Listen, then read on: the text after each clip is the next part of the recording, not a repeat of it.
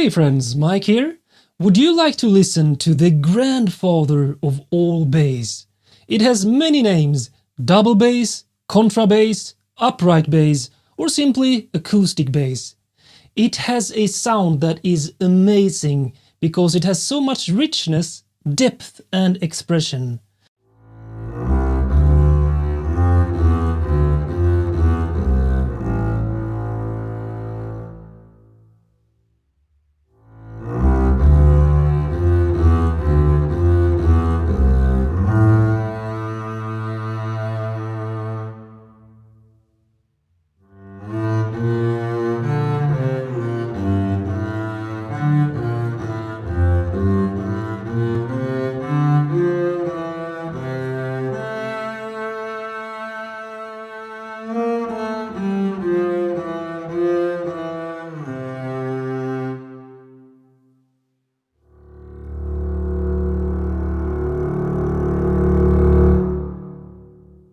The specific instrument I am going to play and demonstrate in this video is called Leonid bass by Embertone. So what is Leonid bass?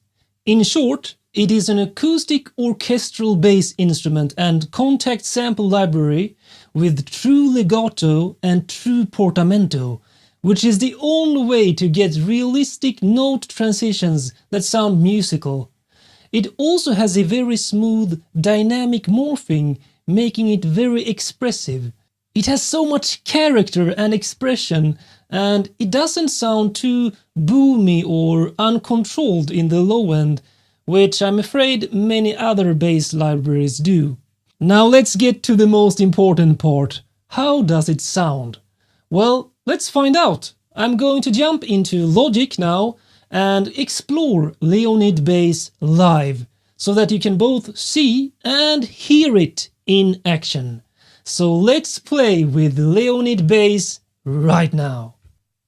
Alright, so here we have Leonid bass in my contact library list, and as you can see they provide both 16-bit versions as well as 24-bit versions, both in mono and stereo. So now I've loaded up the 24-bit stereo version, and you can see the range of the instrument down here. So if I play that, you can also see it in the piano roll, going from low C, C1, up to the highest note, which is G4 up here. So let me try playing a bit.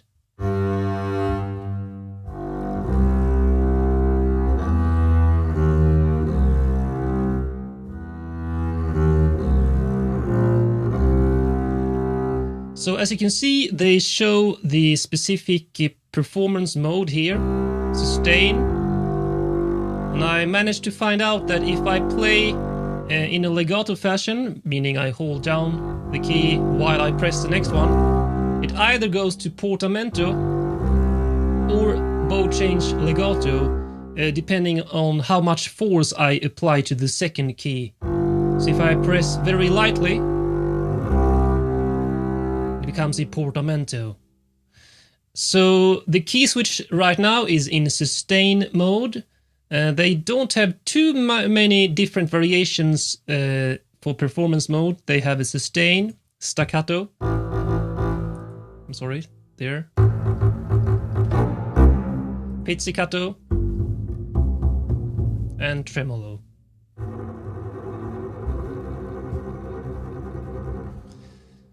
But they do offer much control over the sound, so if you go back to sustain first, as I said earlier, depending on how you play on your MIDI keyboard, you control legato, portamento or sustain transitions. You can also control the sound by using these control here, like the color. If we enable that, you can move this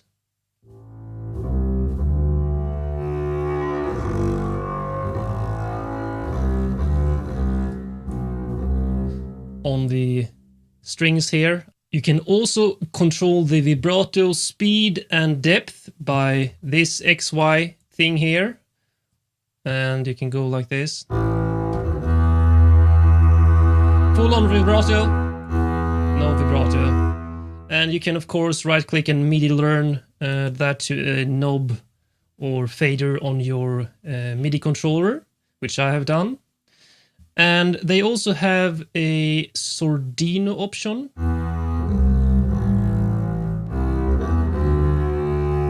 And I'm no string player, but I've always thought of Sordino as like softening the sound of the strings.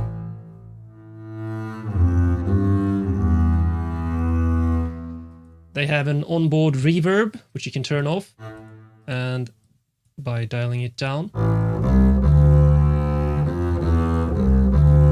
And I really like libraries that have a really dry sound to choose from, because then I can add my own reverb, which I usually tend to do. They have this round robin, which is great if you're doing staccato passages.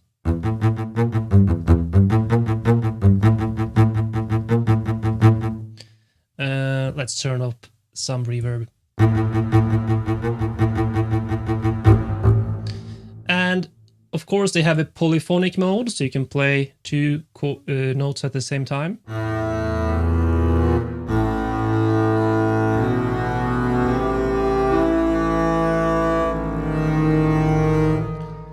I generally tend to do mono mode on basses, so but this is another option that is really amazing, because this in fact is a solo bass, which is why you can hear that incredible character and detailed expression. But you have an ensemble mode here, and if we go to the next page, as you can see here, there are several pages in the interface. This is the main page. We go over to an ensemble page. Here you have so much amazing control, which I personally love in software instruments. First, the number of basses. You can go from, well, 1, 2, up to, let's see, what do we have? 8 basses.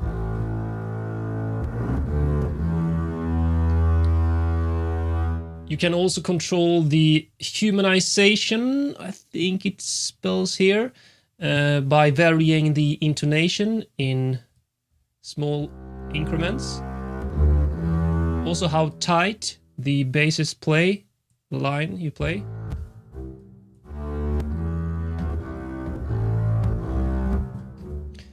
What's happening?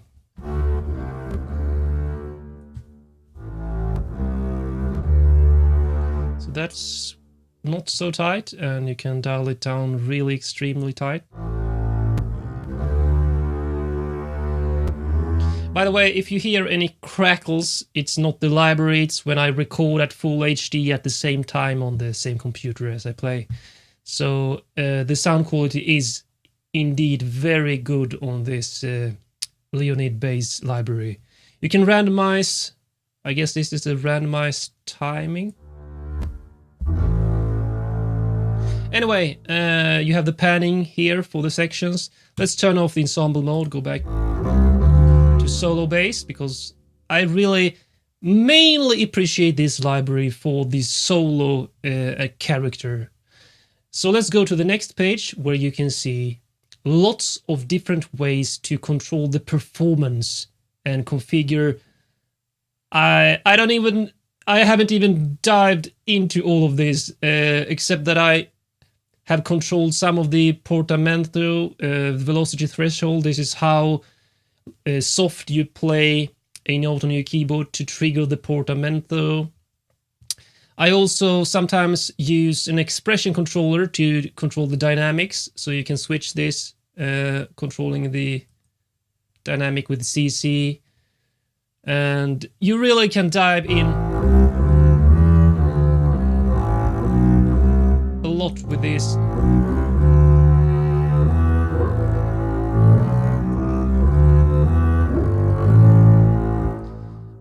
Configurations to really shape the performance part of the bass. And finally, the control page, where you can set up all the CC values to control dynamics, bow position, portamento speed, vibrato speed and amount, and so on. Even the key switches over here you can assign yourself. So for example, me personally, I often use my breath controller to control the dynamics of sample libraries and instruments. So I have changed this to CC2 on the dynamics section, because then I can control the dynamics of the bass by controlling the amount of air pressure in this breath controller. So let me show you this.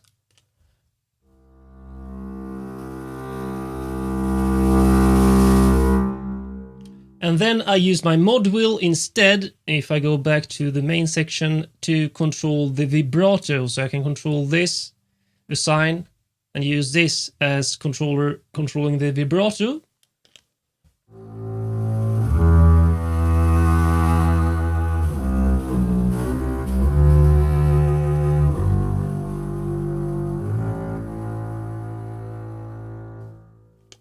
And I find that this gives me the greatest expression when I record the instrument live. So now let me give you a quick demonstration where I play Leonid bass from Embertone live, and I will use my breath controller to control the dynamics, as I have set up here in the control tab, dynamics set to CC2, and the vibrato I will control with my mod wheel on my MIDI keyboard. So let's do this.